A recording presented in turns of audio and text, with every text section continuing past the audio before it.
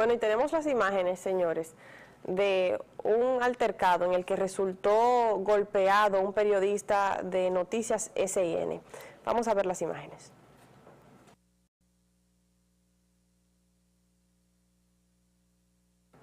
Miren, ahí están las imágenes. Si se fijan, miren ahí, ahora ocurre.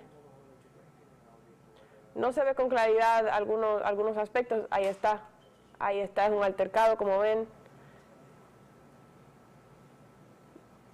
Bueno, y esto ocurre, señores, en el marco de la audiencia del narcotraficante o la persona involucrada en actos delictivos relativos a drogas y tráfico de drogas, Winston Rizik, alias El Gallero, cuando trasladaban al convicto narco.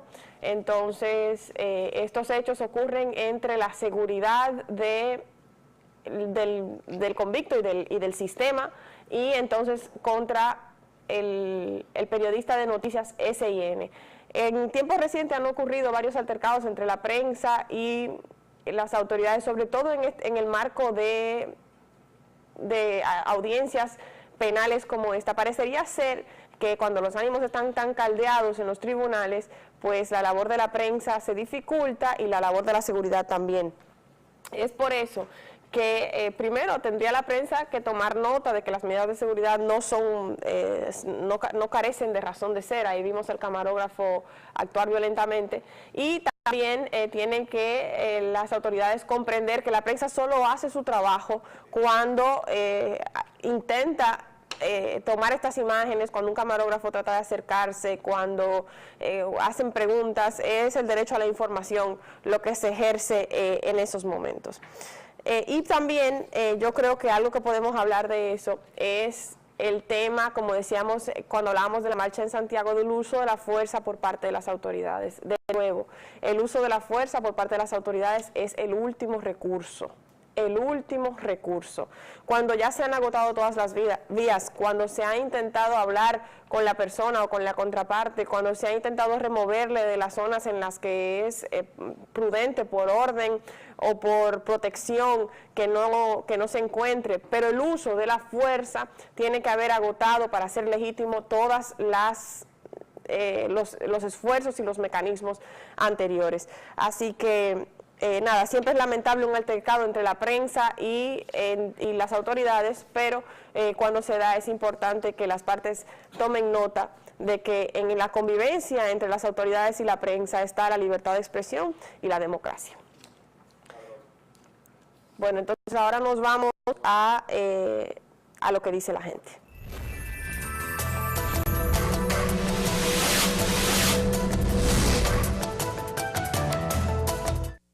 Bueno, y a propósito del uso de la fuerza legítima, vamos a ver lo que tuiteó, si tenemos disponible, señor director, para ponerlo en pantalla, la vicepresidenta de Costa Rica, Epsi Campbell. Ella hablaba del uso de la fuerza contra manifestantes en Nicaragua y condenaba, fíjese lo que dice el tuit, dice: Costa Rica exhorta vehementemente al gobierno de Nicaragua a cesar la represión a los manifestantes, el uso excesivo e indiscriminado de la fuerza, así como las detenciones arbitrarias. Todos esos elementos, señores, son ilegales.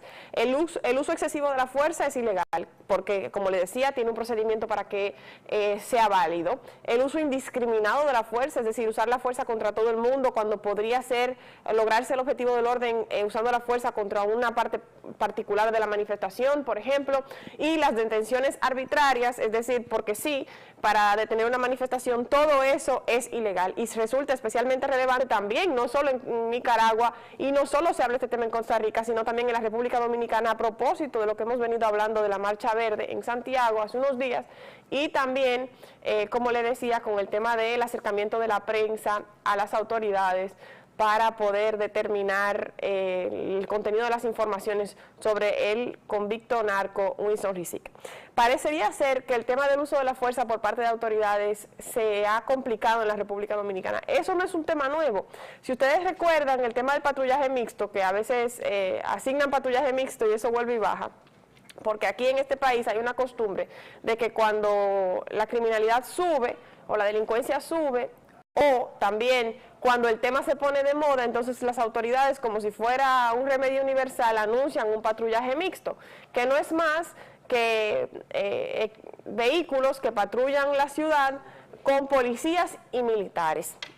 ¿Por qué voy a ese ejemplo cuando hablo del uso de la fuerza? Porque la milicia no está entrenada para la labor de contacto con la ciudadanía en las labores de patrullaje ordinaria. Hay fuerzas especializadas en los países donde este tipo de labores se hacen para evitar precisamente que el uso de la fuerza sea algo a lo que las personas que patrullan sean tan propensas. Eso ha generado un sinnúmero de altercados, homicidios incluso. La tasa de homicidio a manos de policías en el país, si bien más o menos ronda la media de la región, no menos cierto es que no baja de ahí. Entonces, por ejemplo, cuando sube la tasa de homicidio en la República Dominicana, sube la general, pero sube también la de los policías, que en otros países a veces sube la general y la de los policías se queda estática. Todo eso es el mal uso de la fuerza por parte de las autoridades. Fíjese que en la región tenemos ese problema y que la República Dominicana ha dado en solo 2 o 3 días 2 o 3 escándalos que tienen que ver con eso. Eso es un tema que nos preocupa mucho porque entonces deslegitima a la autoridad, que luego no tiene autoridad moral para establecer el orden, porque es la misma que lo genera, la misma que hace que las personas mueran, a veces inocentemente o les agrede, y entonces, claro, sin autoridades respetables, las posibilidades de orden son menores. Pero además, eso ni siquiera es lo principal, por los propios derechos humanos de las personas agraviadas. Aquí hay un tema no solo de la legitimidad de la autoridad, como decía, sino también de la salvaguarda de los derechos de las personas que se ven afectadas por un uso indebido de la fuerza, por apresamientos arbitrarios, por un uso indiscriminado de la fuerza, que son los términos que utiliza Epsi Campbell, la vicepresidenta de Costa Rica, que ha abogado porque Nicaragua ponga fin a este tipo de usos. Cuando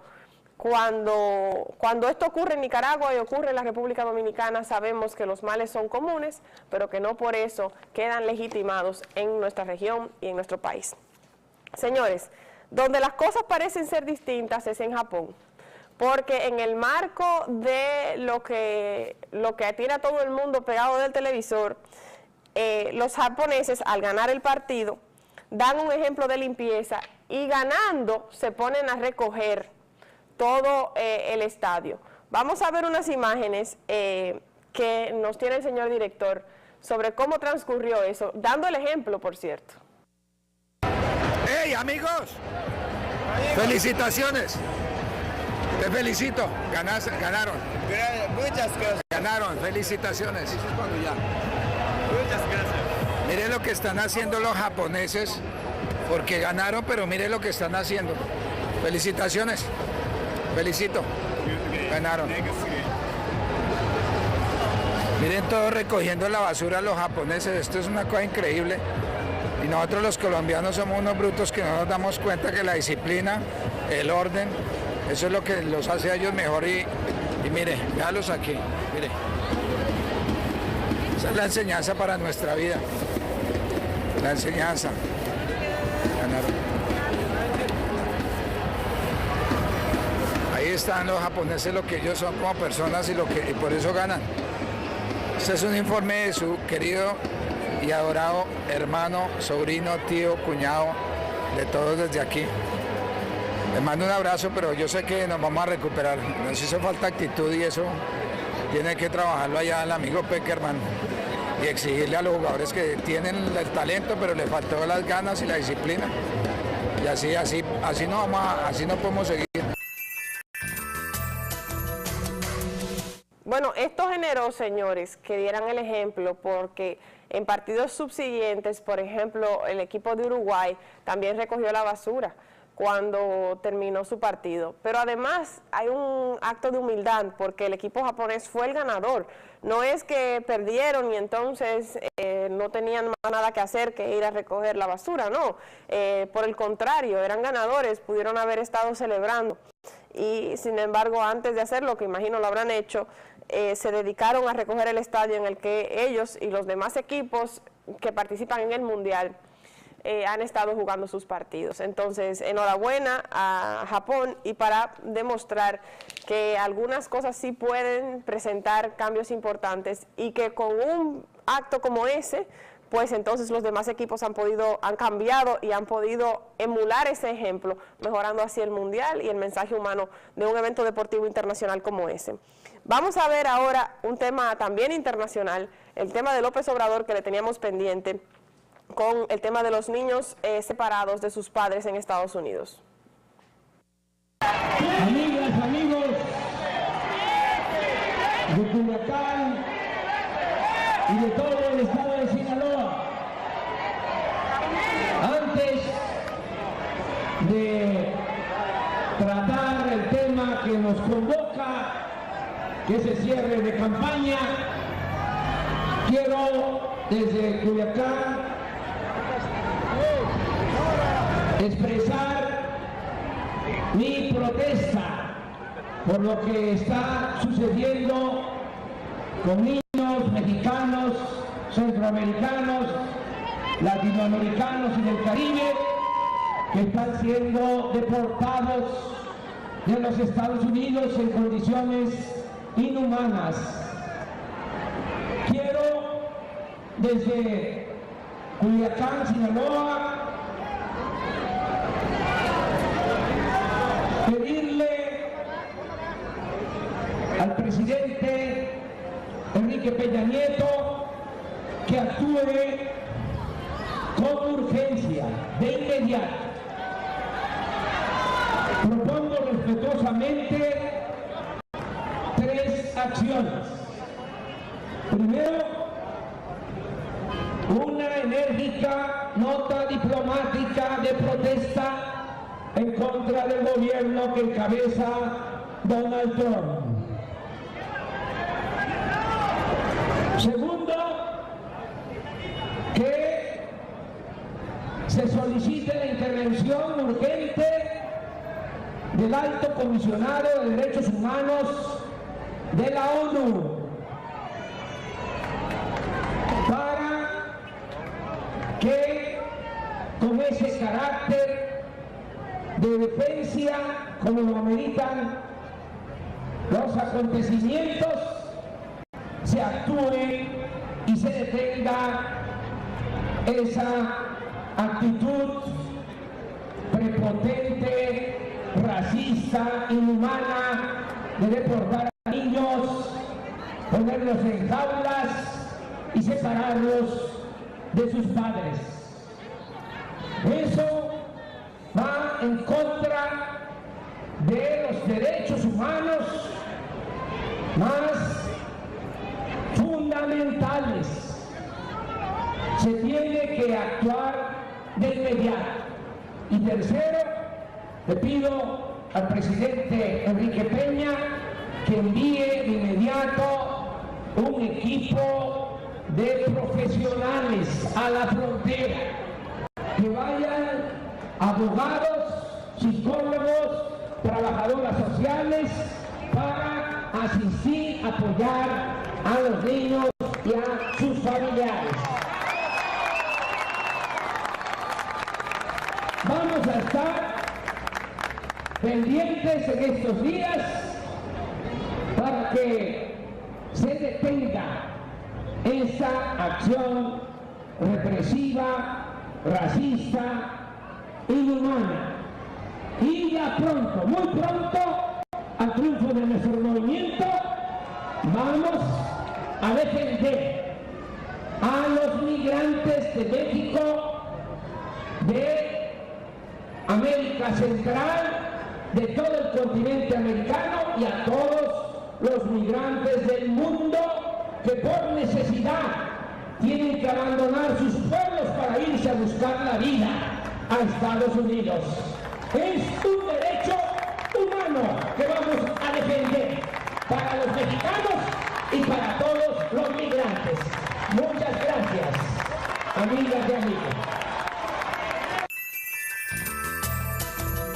Bueno, y ahí está el discurso de López Obrador, una parte del discurso de López Obrador sobre los derechos de los migrantes mexicanos cruzando la frontera de los Estados Unidos puntualmente en la separación o el desmembramiento de la familia.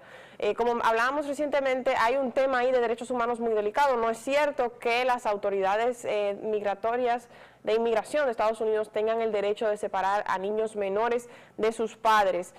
Por el contrario, la reclusión de las personas que inmigran de manera irregular puede ser hecha y debe ser hecha, incluyendo a todos los miembros de la familia en centros adecuados para recluir, incluyendo a personas menores de edad, que no son todos los centros.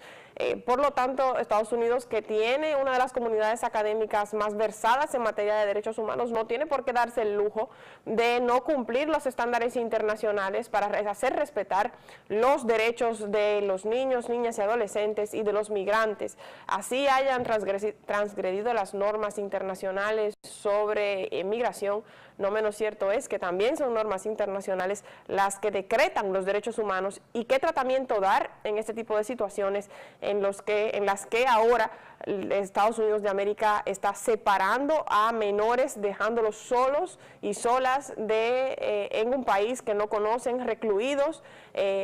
La palabra que utilizan ahora en los medios es en jaulas, porque todo es metal, pero perfectamente pudiéramos llamarles celdas, a niños, incluso niños aún en pampers, pequeñitos, separados de sus tías, de sus abuelos, de sus padres y de sus madres. Una tragedia que ha recorrido el mundo además y que según el gabinete del presidente Donald Trump ha sido revocada la medida que permitía esto, o no revocada, ha sido puesta en pausa, no está siendo ejecutada para poder dar un tratamiento más humano a las personas que cruzan la frontera de México y de Estados Unidos. Hay un tema que no podemos dejar de tratar, señores, hoy. En días recientes, incluyendo el día de ayer, un grupo en contra de los derechos de la mujer ha traído la visita de un ministro español, Benigno Blanco, y ese ministro que no está a favor de la interrupción voluntaria del embarazo bajo 3 circunstancias graves para preservar la vida de la mujer, cuando el nascituro no tendría la posibilidad de vivir fuera del vientre o cuando es producto de una violación o incesto. Ese ministro ha venido aquí a decir que las mujeres, que eso es una forma de apoyar la irresponsabilidad sexual de los hombres, el aborto, bueno, hay un sinnúmero de argumentos. Y ese ministro ha sido recibido nada más y nada menos que por la Cámara de Diputados, que tiene en sus manos el proyecto de Código Penal que ellos mismos dicen que quieren aprobar, pero entonces no están a favor de las 3 causales. Y como se ha demostrado sobradamente, sin 3 causales no habrá Código Penal. Entonces, ese ministro, Benigno Blanco, también se reunió con autoridades de la Vicepresidencia de la República, se reunió con autoridades de Funglode, se reunió con autoridades a nivel nacional, con periodistas también del país, y yo creo que es importante que el contraargumento se dé. Que el contraargumento se dé porque la República Dominicana tiene la tasa de embarazo adolescente más alta de la región, porque 1 de cada 5 niñas deserta la escuela, porque queda embarazada, porque la causa número 1 de muerte en niñas entre 15 y 19 años es precisamente la realización de un aborto clandestino e inseguro. Clandestino e inseguro porque la ley la hace criminal si ella, tras ser, por ejemplo, tras ser violada o abusada por un familiar, decide terminar el embarazo que resultó de esa violación o agravio. Entonces, si ella lo quiere terminar, como decía, ella resulta en criminal y pudiera ir a la cárcel. Entonces, claro, temerosa, sin poder ir a centros de salud que le garanticen preservar su vida y su integridad, la mujer dominicana muere en el intento de salvar su dignidad. Esa es la situación en la República Dominicana que viven las mujeres. Además, para que sepamos, esto es un tema también de no imponerle a nadie la ideología del otro. Aquí no estamos abogando por el aborto, no es eso. Aquí estamos abogando por la libertad de decidir sobre nuestros propios cuerpos, sobre la libertad de decidir sobre nuestras vidas, sobre nuestra dignidad, y además lo que estamos hablando en este momento en la República Dominicana es las 3 causales, en 3 casos extremos. No estamos hablando todavía de aborto libre. Entonces, realmente es una discusión que excede, que no tiene ni razón de ser. Es bastante lógico, no tiene sentido que las mujeres, no importa las circunstancias, sean obligadas a parir. Como les decía, es un tema de no imponerle la ideología a nadie. Si usted entiende que el aborto no es una buena decisión, que la interrupción voluntaria del embarazo no es una buena decisión, pues perfecto, no interrumpe el embarazo. Creemos firmemente que usted debe de tener el derecho a tomar esa decisión y que el Estado debe de salvaguardar y proveerle las condiciones para que usted pueda continuar con el embarazo y dar a luz en la forma en la que usted mejor entienda. No obstante, si usted entiende que no va a arriesgar su vida en un embarazo, que usted no quiere morir en el intento de dar a luz, que no tiene sentido continuar con un embarazo 9 meses, 40 semanas, para luego entonces dar a luz y que la criatura no pueda vivir fuera del vientre, o que es demasiado traumático parir el resultado de una violación o de un incesto, entonces también el Estado tiene que proveerle las condiciones de seguridad y de salubridad para que usted ejerza ese derecho de una manera tal que no tenga que elegir entre la cárcel y la vida, o entre la cárcel y la dignidad. De eso es que estamos hablando. De nuevo, no es exhortando a todo el mundo a que aborte, es que cada mujer pueda tomar esa decisión en intimidad, de acuerdo a su juicio y a su conciencia. Así como a nadie le gustaría que le obligaran a abortar, así a nadie le gustaría que le obligaran a parir. Es lo mismo, ni más ni menos, un tema de libertad. Si el Código Penal quiere tener futuro, va a tener que hablar con las mujeres, y para hablar con las mujeres y lograr aprobación, va a tener que descriminalizar el aborto bajo las 3 causales observadas por el presidente Danilo Medina cuando el Código Penal llegó a sus manos. No menos cierto es, para finalizar con eso, que el aborto va a ser una realidad, el Congreso lo reconozca o no lo reconozca.